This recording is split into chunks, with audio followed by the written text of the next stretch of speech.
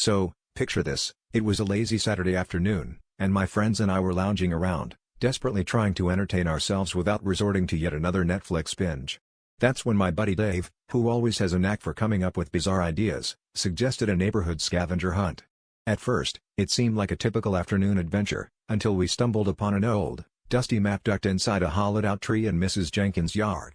Now, Mrs. Jenkins is the kind of lady who collects gnomes and talks to squirrels, so finding a map in her yard wasn't entirely surprising. But this map was different. It had cryptic symbols and a riddle that read, "Follow the path where the llamas roam, to find the place that's underground, yet home." Intrigued and slightly confused, we decided to follow the map's instructions. Our first stop was the local park, where, to our amusement, the playground slide was labeled Llama Lane.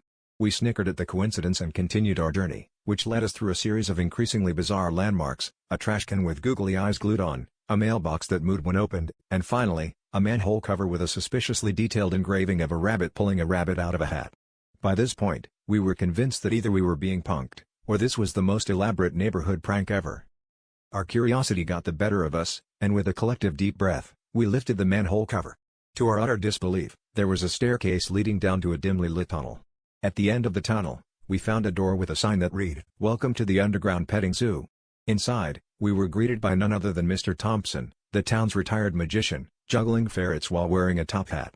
The entire underground lair was filled with an assortment of animals, from chickens wearing bow ties to a pot-bellied pig that could apparently solve Rubik's Cubes. Mr. Thompson grinned at our bewildered expressions and said, "Ah, my young apprentices, you've found the greatest trick of all, keeping llamas on the down low."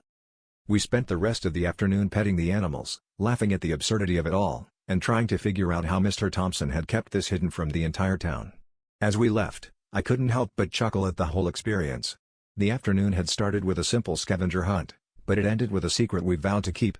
As we climbed back up the ladder to the surface, Dave turned to us with a smirk and said, "Well, I guess you could say we really found ourselves in a hairy situation."